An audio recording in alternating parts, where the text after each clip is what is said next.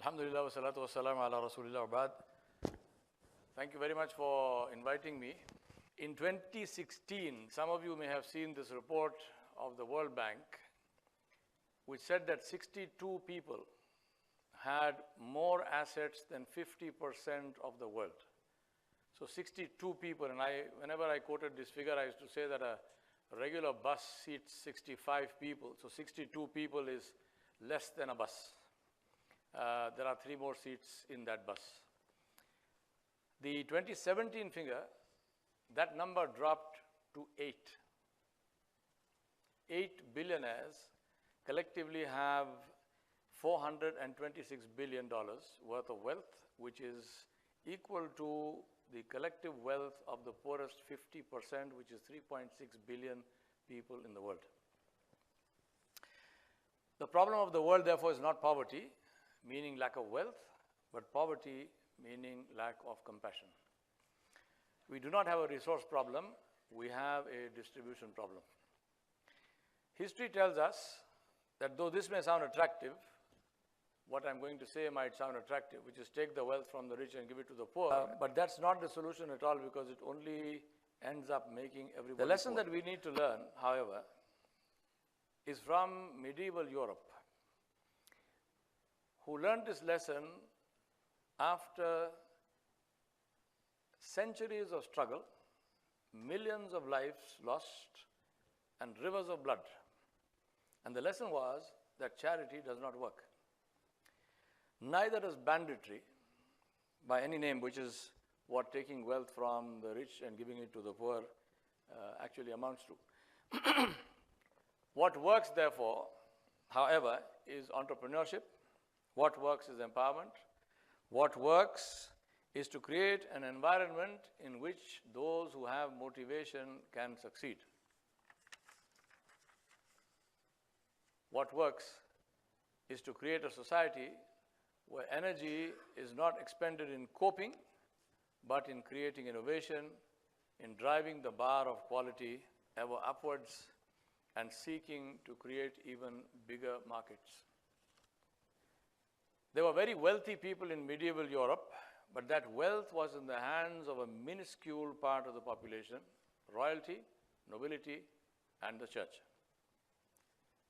What the struggle of the masses produced was a middle class by enabling the erstwhile serfs to retain their earning and grow it through investment of different kinds. It's easy to understand that the only way to increase your wealth is to increase the number of people who can afford to buy what you are selling. I mean, apart from robbing banks, that's a different element. I mean, that's, I think, quite popular nowadays. But I mean, I don't advocate that.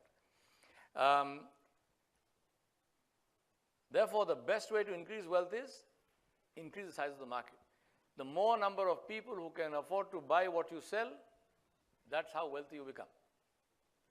Not by cornering resources and depriving others of them so that the numbers of those who are chained by abject poverty increase and markets shrink.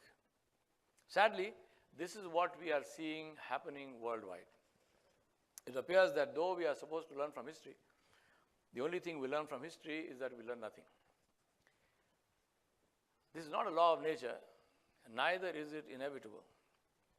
I state it as something that we need to change in our lives and to learn from history to change our future.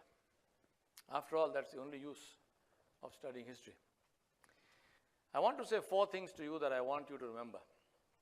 The first one, we invest in what we consider to be important. Number 2, attitude is the root of all action.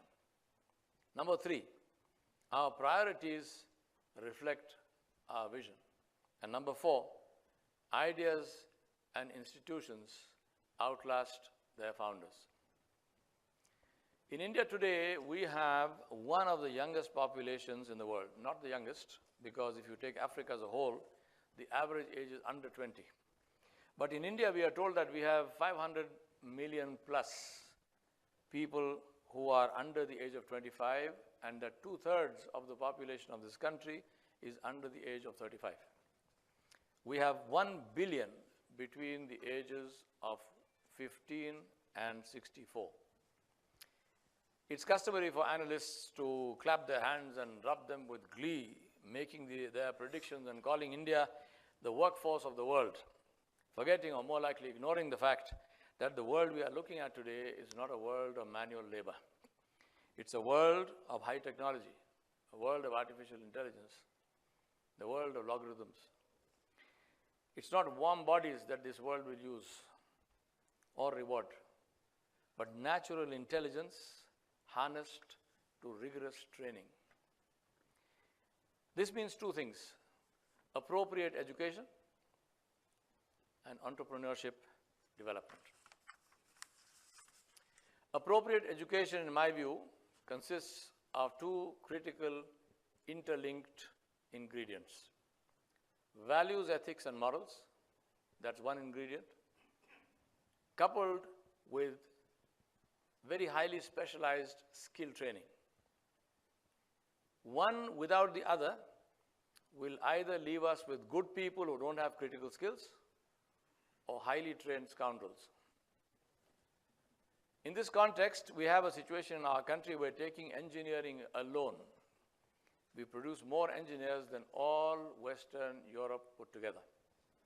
But according to the Aspiring Minds National Employability Report, which is based on a study of more than 150,000 engineering students who graduated in 2015 from over 650 colleges, 80% of these are unemployable.